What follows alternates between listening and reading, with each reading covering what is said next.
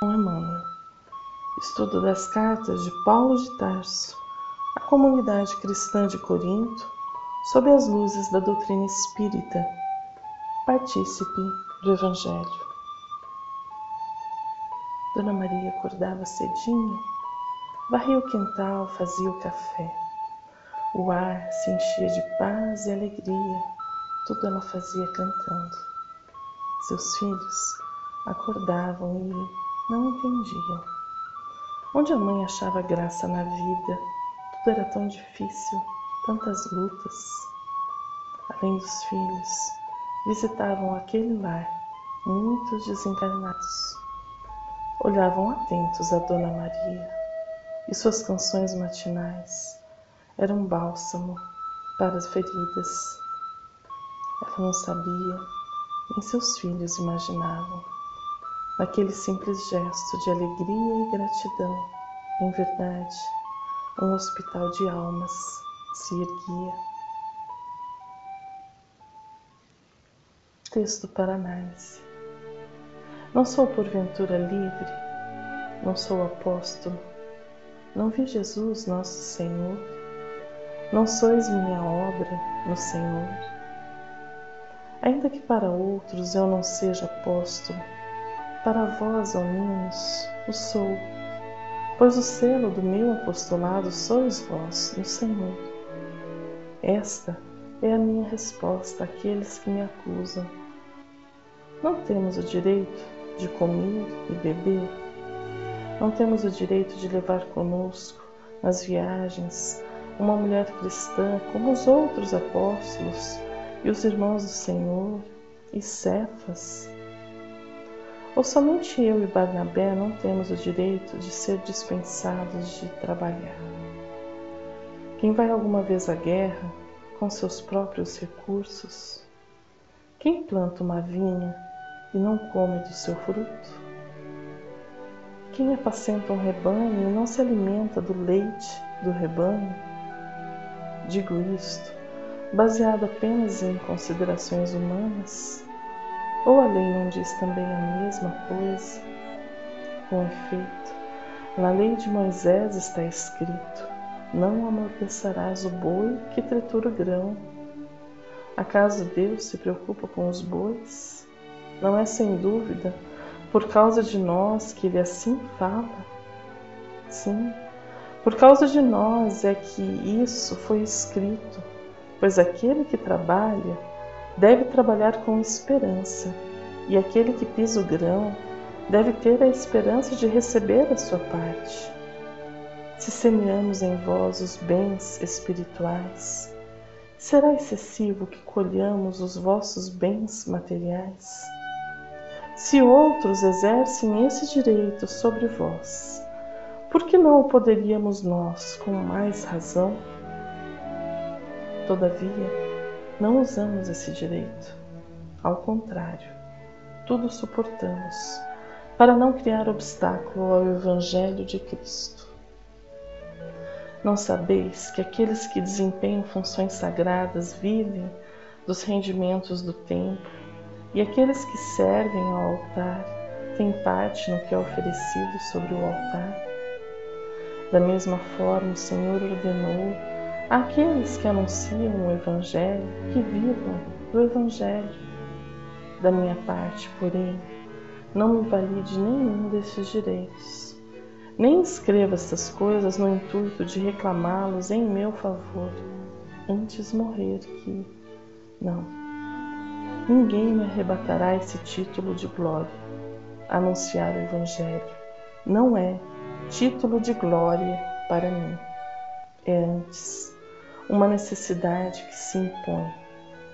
Ai de mim, se eu não anunciar o Evangelho. Se eu o fizesse por iniciativa própria, teria direito a um salário. Mas já que o faço por imposição, desempenho um encargo que me foi confiado. Qual é então o meu salário? É que pregando o Evangelho, eu o prego gratuitamente, sem usar dos direitos que a pregação do Evangelho me confere. Ainda que livre em relação a todos, fiz-me o servo de todos, a fim de ganhar o maior número possível. Para os judeus, fiz-me como judeu, a fim de ganhar os judeus.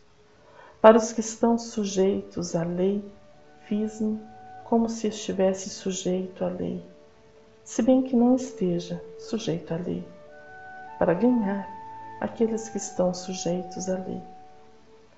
Para aqueles que vivem sem a lei, fiz-me como se vivesse sem a lei, ainda que não viva sem a lei de Deus, pois eu estou sob a lei de Cristo, para ganhar aqueles que vivem sem a lei. Para os fracos, fiz-me fraco, a fim de ganhar os fracos. Tornei-me tudo para todos, a fim de salvar alguns, a todo custo. E tudo isto eu faço por causa do Evangelho, para dele me tornar participante.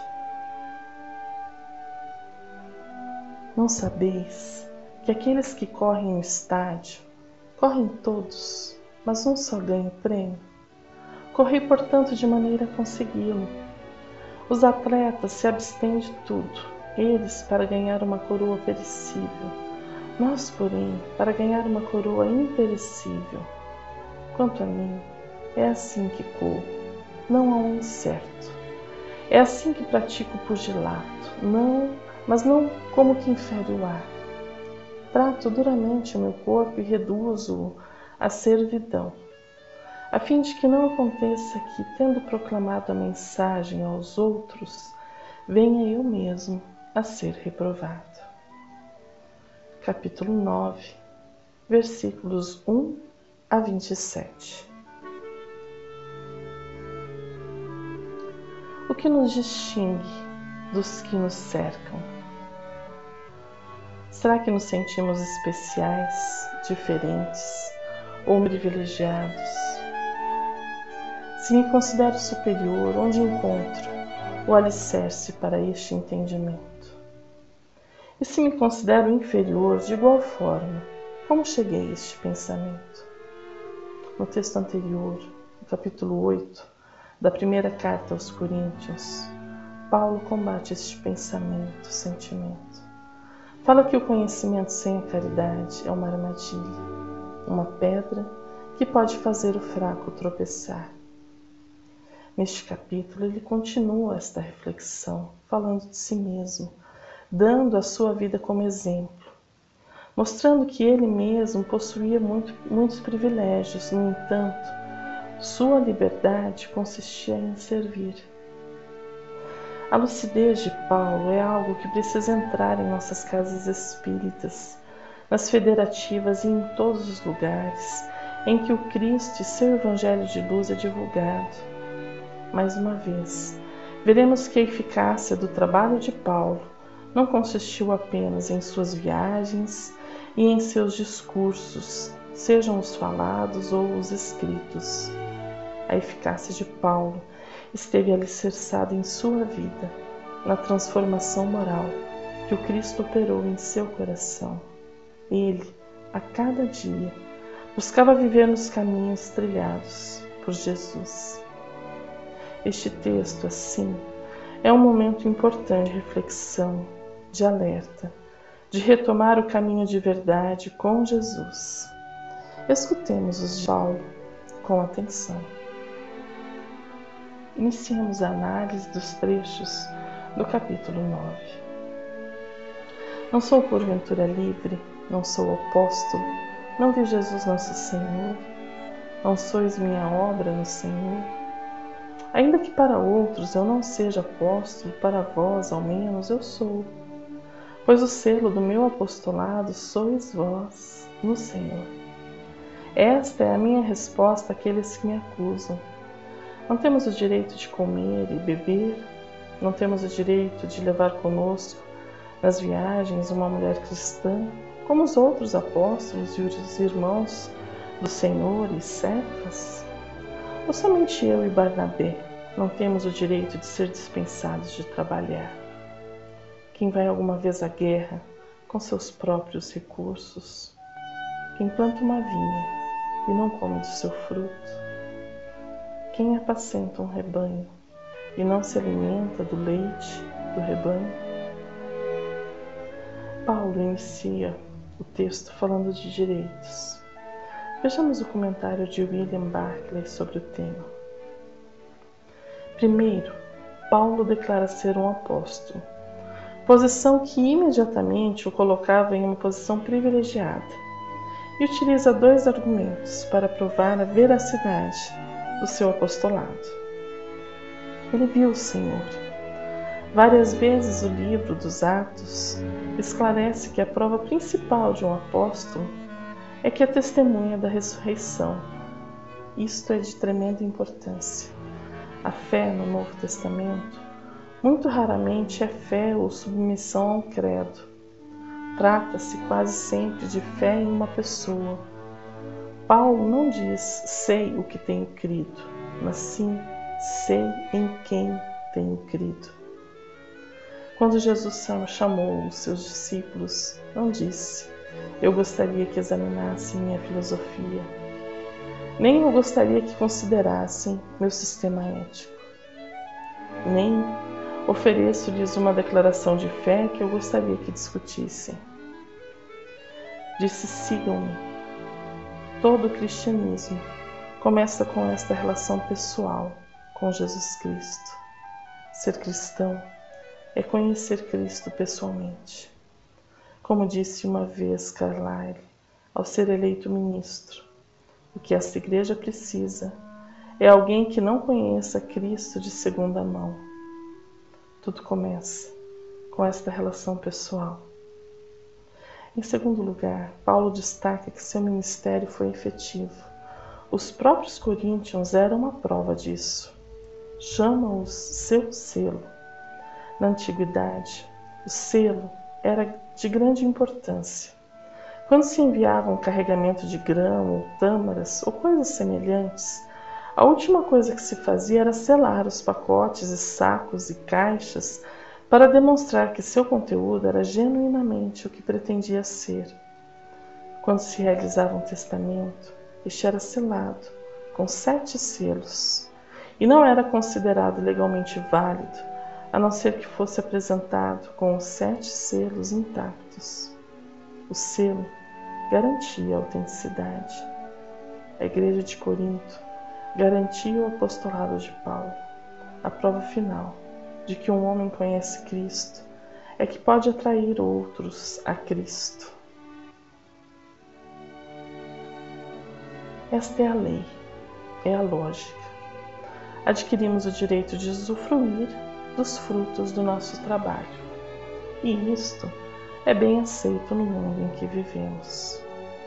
Eis então o momento que o cristianismo se torna difícil para muitos, porque ao olharmos a vida de Jesus, veremos que ele abdicou dos seus direitos em favor do bem de todos. Paulo irá nos falar então do que fez dos seus direitos. Sigamos com o texto evangélico. Com efeito, na lei de Moisés não está escrito: não amordaçarás o boi que tritura o grão. Acaso Deus se preocupa com os bois? Não é sem dúvida por causa de nós que ele assim fala? Sim, por causa de nós é que isso foi escrito, pois aquele que trabalha deve trabalhar com esperança, e aquele que pisa o grão deve ter a esperança de receber a sua parte. Se semeamos em vós os bens espirituais, será excessivo que colhamos os vossos bens materiais? Se outros não exercem esse direito sobre vós, por que não o poderíamos nós com mais razão? Todavia, não usamos esse direito. Ao contrário, tudo suportamos, para não criar obstáculo ao Evangelho de Cristo. Não sabeis que aqueles que desempenham funções sagradas vivem dos rendimentos do templo, e aqueles que servem ao altar têm parte no que é oferecido sobre o altar? Da mesma forma, o Senhor ordenou àqueles que anunciam o Evangelho que vivam do Evangelho. Da minha parte, porém, não me valide nenhum desses direitos, nem escreva estas coisas no intuito de reclamá-los em meu favor, antes morrer que não. ninguém me arrebatará este título de glória. Anunciar o Evangelho não é título de glória para mim, é antes uma necessidade que se me impõe. Ai de mim, se eu não anunciar o Evangelho. Paulo, seguindo Cristo, renunciou aos seus direitos. Não se tornou uma celebridade, nem aceitou honrarias. Manteve-se humilde, fiel aos seus princípios. Caminhava junto às comunidades como irmão, como alguém que lhes queria servir, que lhes amava profundamente. O dinheiro que usava vinha do fruto do seu trabalho junto ao tear. Jamais aceitou ser fardo para quem quer que fosse. A palavra de Paulo esteve sempre acompanhada de sua vida, que era um reflexo de sua entrega e de seu amor por Jesus. Quantas vezes já fomos capazes de renunciar a um direito apenas para oferecermos ao outro um pouco de benevolência, de compreensão ou de paciência? Quantas vezes usamos do silêncio dentro do lar para evitarmos uma discussão, mesmo quando certos? Quantas vezes fomos capazes de suportar o erro de outrem apenas por amor a este irmão que errou e que já carrega um pesado fardo? A lição de Paulo é profunda e nos alcança em nossa vida cotidiana. Se nos tornamos cristãos, somos chamados a viver de forma caridosa, e isto implicará em constantes renúncias. Estamos prontos? Emmanuel comenta um trecho do texto. Sigamos com ele. Bênçãos de paz na seara evangélica. Ai de mim, se não pregar o Evangelho. Paulo, 1 Coríntios, capítulo 9, versículo 16. Às vezes fugimos ao serviço evangélico, justificando a omissão com os defeitos que ainda nos caracterizam. Dizemos-nos demasiado fracos para cooperar com a beneficência e desertamos do contato com os irmãos em penúria. Afirmamos-nos inábeis e recusamos encargos honrosos que se nos confiam. Proclamamo-nos rudes em excesso e rejeitamos a possibilidade de cooperar no ensinamento edificante. Asseveramo-nos na posição de espíritos endividados e fantasiamos incapacidade para o cultivo da fé. Entretanto, é grande contrassenso semelhante norma de proceder. Se a criatura humana surgisse instruída no berço, para que a escola na terra? Jesus transmitiu as revelações e lições do Evangelho a homens e mulheres débeis, infelizes, revoltados, obsessos, inibidos, ignorantes, desanimados, doentes. Ele próprio declarou não ter vindo ao mundo para curar os sãos. Evitemos escapatórias diante da construção do bem, que é dever nosso. A obra de evangelização, e notadamente a que Jesus nos concede na seara luminosa da doutrina espírita, é oportunidade rara de serviço, melhoria, aprimoramento e felicidade, cujo valor não sabemos ainda apreciar. Recordemos de Paulo de Tarso, ele, o apóstolo, que recolheu apelos diretos do Cristo à sementeira de luz, foi positivo ao confessar: ai de mim, se não pregar o Evangelho.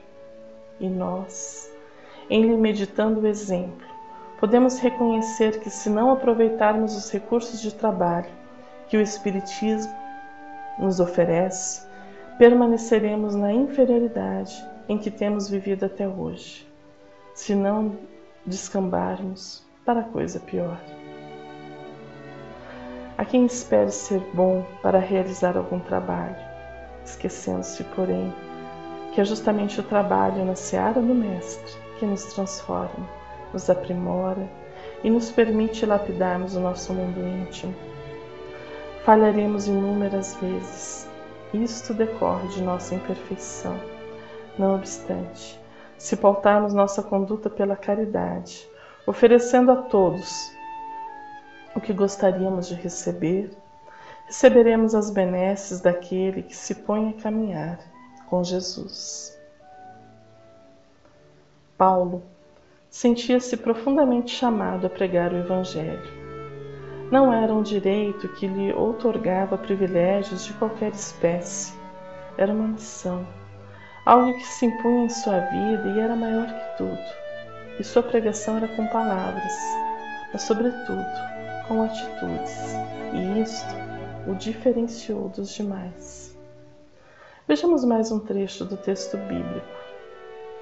Se eu fizesse por iniciativa própria, teria direito a um salário. Mas já que o faço por imposição, desempenho um encargo que me foi confiado. Qual é então o meu salário? É que pregando o Evangelho, eu o prego gratuitamente, sem usar dos direitos que a pregação do Evangelho me confere. Ainda que livre em relação a todos, fiz-me o servo de todos, a fim de ganhar o maior número possível. Para os judeus, fiz-me como judeu, a fim de ganhar os judeus. Para os que estão sujeitos à lei, fiz-me como se estivesse sujeito à lei, se bem que não esteja sujeito à lei, para ganhar aqueles que estão sujeitos à lei. Para aqueles que vivem sem a lei, fiz-me como se vivesse sem a lei, ainda que não viva sem a lei, pois estou sob a lei de Cristo, para ganhar aqueles que vivem sem a lei.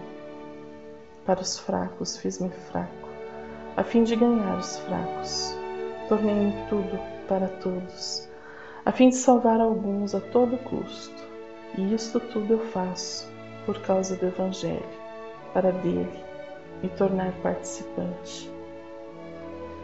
Recordemos dos primeiros passos de Paulo como cristão em sua conversa com Gamaliel. Agora que te candidatas a servir ao Messias na Jerusalém da humanidade, é bom que voltes a ser modesto tecelão. As tarefas apagadas são grandes mestras do espírito de submissão. Não te sintas humilhado regressando ao tear que nos surge, presentemente, qual amigo generoso. Estás sem dinheiro, sem recursos materiais.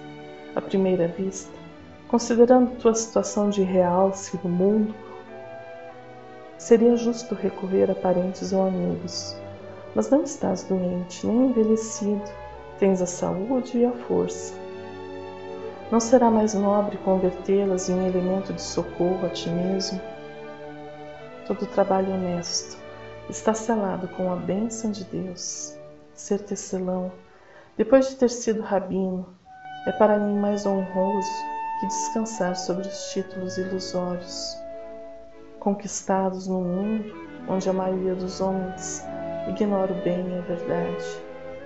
Saulo compreendeu a grandeza dos conceitos e, tomando-lhe a mão, beijou-o com profundo respeito, murmurando: não esperava de vós senão esta franqueza e esta sinceridade que iluminam meu espírito. Aprenderei de novo o caminho da vida. Encontrarei no rito do tear os estímulos brandos e amigos do trabalho santificante. Conviverei com os mais desfavorecidos da sorte. Penetrarei mais intimamente nas suas amarguras de cada dia, em contato com as dores alheias. Hei de saber dominar meus próprios impulsos inferiores, tornando-me mais paciente e mais humano. Trecho do livro Paulo e Estevão. As simples tarefas do dia a dia contêm lições valorosas para os nossos espíritos. Como Paulo, precisamos aprender a retornar às tarefas que o nosso orgulho nos fez olhar como menores. Há mães e pais que já não cozinham para suas famílias, relegando a este serviço a pessoas estranhas e indiferentes aos seus amados. Esquecem-se, no entanto, que preparar o alimento para sua família é uma grande honra e também um momento de profundo amor, em que depositamos nos alimentos nossas melhores energias. de igual forma, pais e filhos deixam de realizar tarefas domésticas simples, como lavar uma calçada, cortar uma grama, limpar a casa ou lavar a louça. Todas tarefas simples e cotidianas que promovem momentos de integração, aprendizado, conversas. O lar é um ambiente rico de trabalho e oportunidade, e infelizmente, nossa sociedade tem desperdiçado esta rica escola. Os exemplos se multiplicam no trabalho, na casa espírita, na família. Há muito serviço no mundo esperando mãos operosas que o realizem. Varrer um chão pode parecer simples tarefa, mas o ato pode exemplificar e nos relembrar do exemplo de Paulo, imitador de Jesus, como ele dizia. Muitos só terão acesso ao Evangelho através das atitudes que os cristãos praticam em seu dia a dia. Paulo trabalhou no tear, um serviço rústico que para muitos era relegado aos desprovidos de inteligência e estudo. No entanto, foi no tear que Paulo iniciou suas conversas com Prisca e Áquila, ainda no deserto, momento de elevado amparo espiritual onde Paulo foi aprendendo a andar com Cristo, a perdoar e a ser perdoado, e finalmente sentir-se profundamente amado. Foi no tear que Paulo conversou com muitos, nas muitas cidades em que andou, e destas conversas surgiram muitas almas consoladas e esclarecidas. Há quem se sinta importante demais para determinada tarefa, mas seguir o Mestre Jesus é também lembrar-se que ele preferiu a carpintaria à escola dos fariseus, escolhendo assim a melhor escola. Conversei com José mais detidamente acerca do pequeno, preocupado com seu preparo conveniente para a vida. Entretanto, no dia que se seguiu as nossas íntimas confabulações, Jesus se aproximou de mim pela manhã e me interpelou: Mãe, que queres tu de mim? Acaso não tenho testemunhado a minha comunhão com o Pai que está no céu? Altamente surpreendida com a sua pergunta, respondi-lhe hesitante: Tenho cuidado por ti, meu filho. Reconheço que necessitas de um preparo melhor para a vida. Mas como se estivesse em pleno conhecimento do que se passava em meu íntimo, ponderou ele: Mãe, toda preparação útil e generosa no mundo é preciosa. Entretanto, eu já estou com Deus. Meu Pai, porém, deseja de nós toda exemplificação que seja boa, e eu escolherei desse modo a escola melhor. No mesmo dia, embora soubesse das belas promessas que os doutores do templo fizeram na sua presença a seu respeito, Jesus aproximou-se de José e lhe pediu com humildade o admitisse em seus trabalhos. Desde então, como se nos quisesse ensinar que a melhor escola para Deus é a do lar e a do esforço próprio, concluiu a palavra materna com singeleza.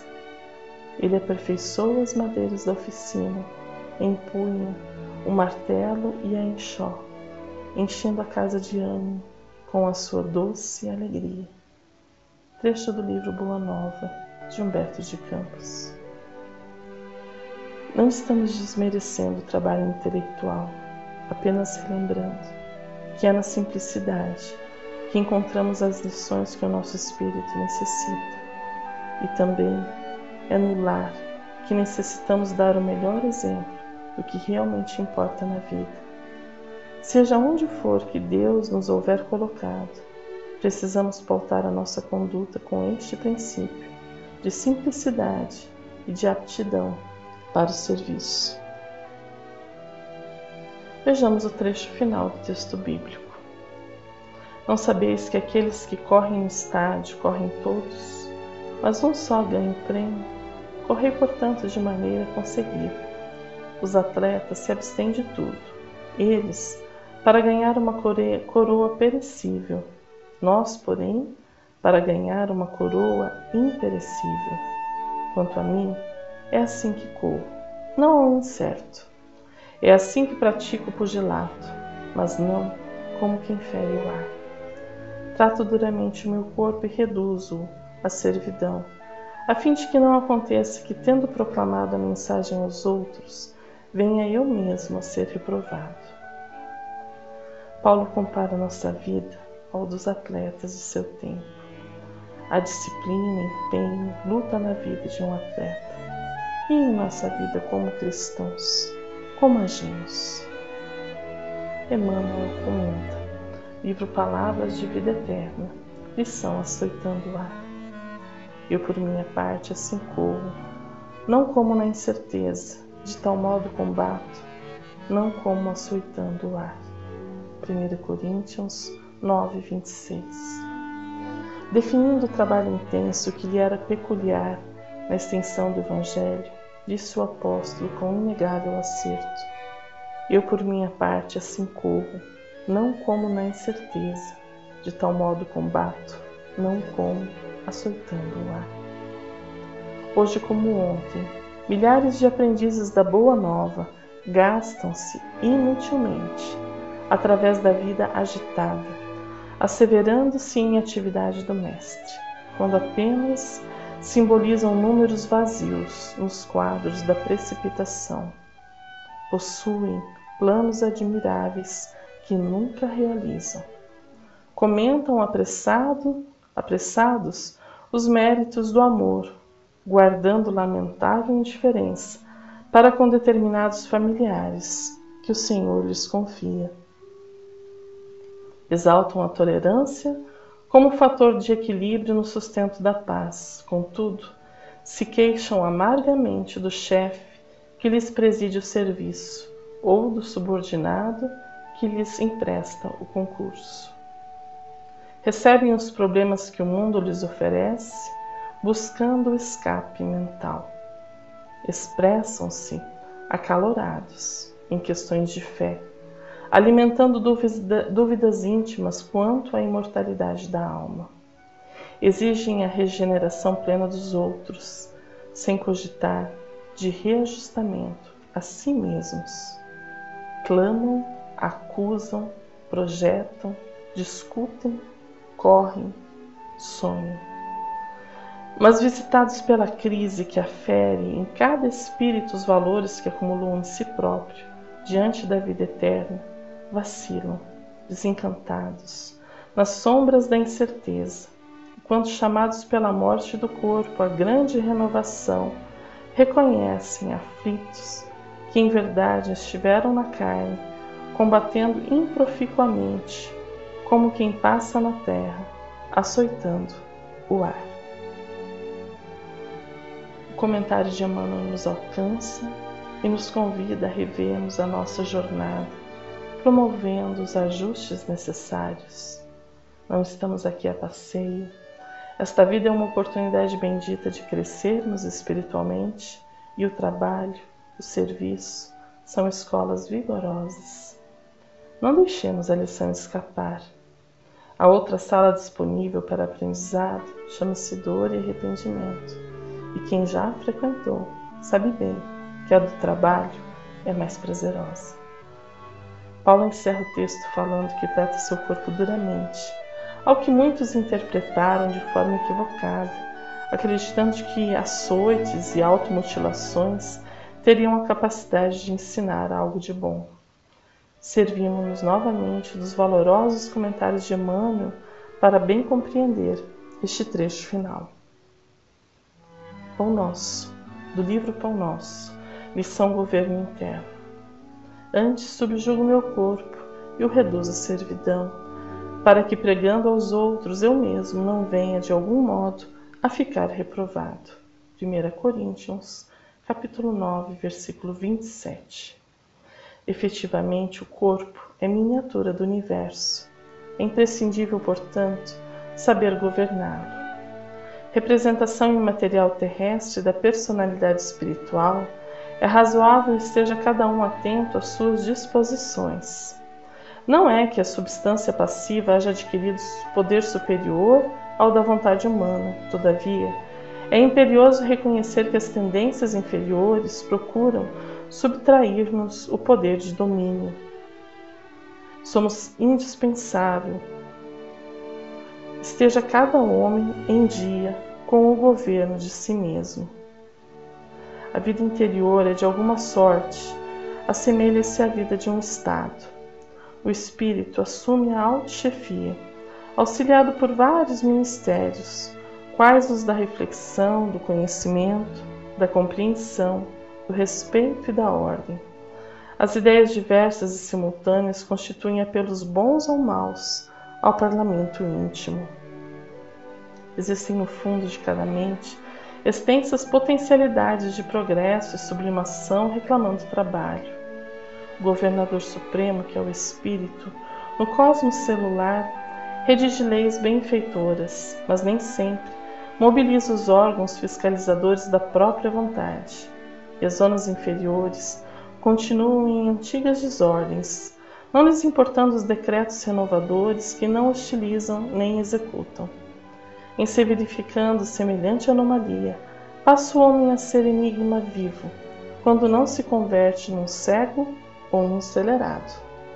Quem espera a vida sã, sem autodisciplina, não se distancia muito do desequilíbrio ruinoso ou total.